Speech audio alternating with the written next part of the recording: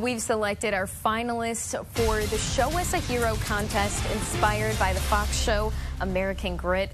For weeks, people have been nominating friends and family that they think are heroes right here in our area. Yeah, today we're sitting down with Trevor and Kristen Riegsecker. Thank you so much for joining us this morning. Thank you. Congratulations on being a finalist in our competition. Thanks. And so we read your story, and you were in the military and you were serving in Afghanistan, and unfortunately you had an issue involving an IED. Yeah. So tell us about your story.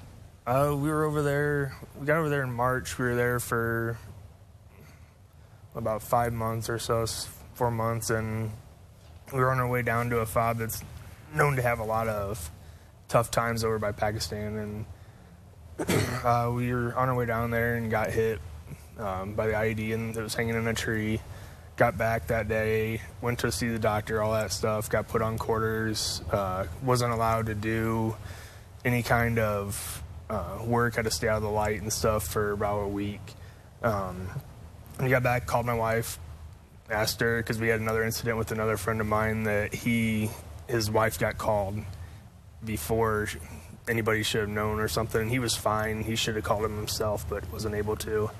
So I called my wife just to see if she'd heard anything and told her what happened, and just kind of went on from there, I guess. Yeah, and what was going through your mind? I'm sure you were so just overwhelmed with worry and anxiety. Yeah, my heart sank into my stomach. Like I didn't know, like so many emotions just came across me. I was sad, but then yeah, I was very thankful that he was okay and I could hear his voice and he was there. And you wrote in for the competition. Yes. What makes him a hero to you? He's the definition of a true hero. He signed the paper and gave his life for his family, gave his life for his country. I mean, that just right there just is the definition of a hero. And you guys just recently moved back back here to Indiana. You were in Colorado for a little bit. So are you guys glad to be home? Very much so. Yeah, I have a lot of family here. So. Yeah. And I know you are now suffering with PTSD, but you've got a little friend down here who is helping you out. How is that going for you? Good. It's amazing what service dogs do. Some of the military doesn't recognize it yet. I've come off of a lot of medication because of my dog, a lot of anxiety medication. So he does a lot for me, being able to go places and do things and not have to worry about watching behind me and everything that's going on. Right. And what was it like? Did your wife tell you that she nominated you, or was this a complete surprise? It was a surprise. She called me. She called me Friday morning and asked me what I had going on Monday, and then I had to come here, and I had no clue what was going on. So.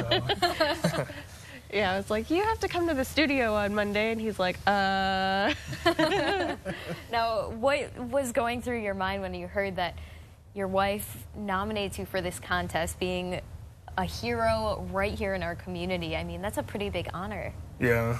I don't know. It's unusual, I guess, for me, because I don't see myself that way. I mean, I did what I had to do because my family needed some health insurance, and my wife wanted to go back to school, and we couldn't do that where we were at before. So it was a choice I made to just make things better for us. So. All right, well, thank you both of you very much for coming in and sharing your story, and we wish you the best of luck in the competition. And thank you. Again, we're going to have all of these on our website at fox28.com. You can read about Trevor's story, and then you can also vote. So basically all this week, we're going to be talking about all of our different finalists that are up there. And so, again, go on there and vote. You two, thank you so much for coming in this morning. Thank you. And thank you, Yoshi. Is it Yoshi? Thank you for, I'm sorry I said your name. Thank you for behaving and doing a good job.